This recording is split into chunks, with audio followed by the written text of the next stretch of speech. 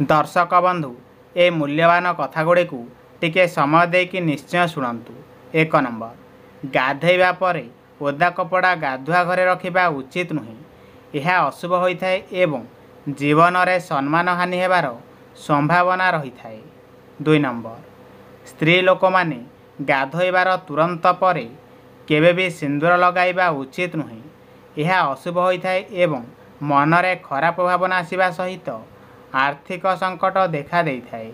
3 number Thakur घरे ठाकुरंकर मूर्ति किंबा photo एपरी रखिबा उचित जेपरी गोटे ठाकुरंकर दृष्टि अन्य ठाकुरंक उपरे न पड़े। यह घर पाई घोर अशुभ होता है। 4 नंबर ठाकुर घरे केबे भी ठाकुरंकर मुह घोड़ेकी रखिबा उचित नुहे एवं ठाकुर घर आड़कू केबे भी गोड़ करिकी शोइबा उचित नुहे। यह अमंगलकारी होता है।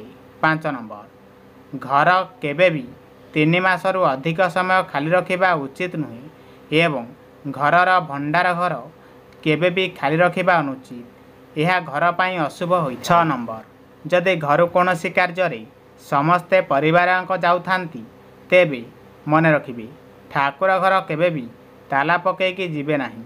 यह घर पाई अशुभ होता है। 7 नंबर मंदिर रे ठाकुर दर्शन करी फेरिबा समय रे केबे भी घंटी बजाइबे नहीं। यह अशुभ होता है एवं आरती नेबा समय रे केबे भी गोटिए हाथ रे आरती नियंतु नहीं, सबुबेले 2 हाथ रे आरती नियंतु। 8 नंबर स्त्री लोक माने केबे भी दंडवत प्रणाम करिबा उचित नुहे। यह अशुभ होता है एवं गर्भवती महिला माने केबे भी शिवलिंग स्पर्श करिबा अनुचित। 9 नंबर स्त्री लोक माने मंदिर रे नड़िया बाड़ेबा उचित नुहे। यह अशुभ होता है एवं रजस्वला महिला माने केबे भी मंदिर रे प्रवेश करिबा अनुचित। 10 नंबर मंदिर रे दीप जलाइबा समय रे मन रखिबे केबे भी अन्यर दीप रे निज दीप जलाइबा उचित नुहे। यह अशुभ होता है। 11 नंबर महिला माने केबे भी हनुमान को एवं शनिदेव को स्पर्श करिबा उचित नुहे एवं मंदिर रे महिला मानकु केबे भी भिड़ रे ठेलापेला करिबा द्वारा अमंगलकारी होता है। 12 नंबर पुरुष हुअंतु किंबा महिला पूजा करिबा समय रे मन रखिबे सबुबेले मुंड को वस्त्र द्वारा घोड़ाइबा उचित। यह शुभ होता है एवं चंचल मन स्थिर हेबा सहित आशीर्वाद प्राप्त होता है। 13 नंबर सकाळु सूर्योदय पूर्वर उठी सूर्य को जलदान करिबा द्वारा हृदरोग, चक्षुरोग, हाड़ जनित समस्या एवं पाचन तंत्र समस्या दूर होता है। 14 नंबर मन रखिबे पूर्णिमा एवं एकादशी व्रत करने सहित महादेव को पूजा करने द्वारा चंद्रदोष दूर होता है एवं मानसिक रोग भय एवं अत्यधिक निद्रा जनित समस्या दूर होता है।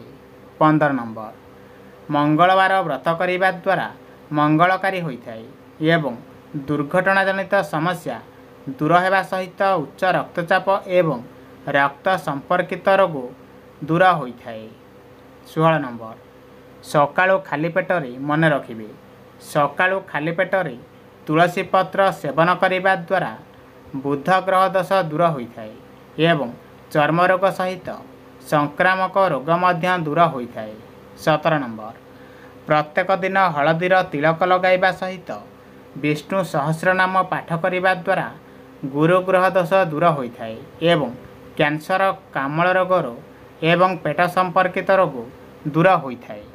18 नंबर 2 प्रहर खाद्य खाइबा समय रे दही खाइबा उचित। यह द्वारा शुक्र दोष दूर होता है एवं मधुमेह समस्या, नेत्रजनित समस्या दूर होता है।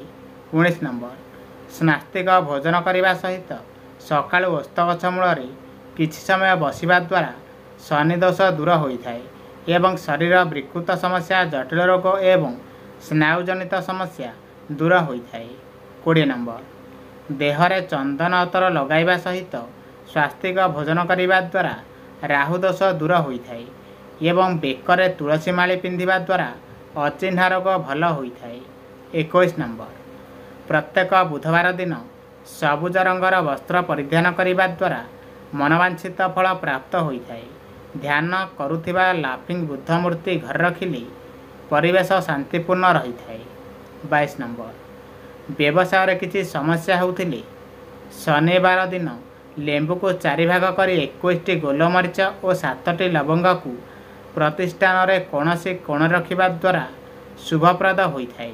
23 नंबर जदि मानसिक पूरण हो न थाए तेबे गुरुवार रे 7 खंड हलदी गुड़ और 1 मुद्रा को हलदिया कपड़े बांधि निर्जन स्थान रे पकाइबा द्वारा ताहा पूर्ण होता है। 24 नंबर दिन समय भोजन करने पूर्व जदि छिंक आसी थाए तेबे यह शुभ होगा सह मनस्कामना पूर्ण होबार संकेत होता है। 25 नंबर डंगा उपरे बसिथिबा लाफिंग बुद्ध मूर्ति घर रखिबा द्वारा उन्नतिर मार्ग खोली थाए। घरे जदि केबे धड़ा बिले आसी थाए तेबे शुभप्रद होता है एवं मनस्कामना पूर्ण होबार संकेत देइथाए। 26 नंबर जदि घरर कौनसी सदस्यंकर रोग भल हो न थाए तेबे अटार गुड़ा करी तांको मुंड चारि पाखरे 3 थर बुलाइकी गाय को 3 थर खुआइबा द्वारा शरीर आरोग्य होता है। 27 नंबर घरर दक्षिण दिगरे हनुमानकर फोटो लगाइबा उचित किंबा घर दुआर मुहरे जदि दक्षिणामुखी होता है तेबे पंचमुखी हनुमानकर फोटो लगाइबा द्वारा घरर मंगल होता है।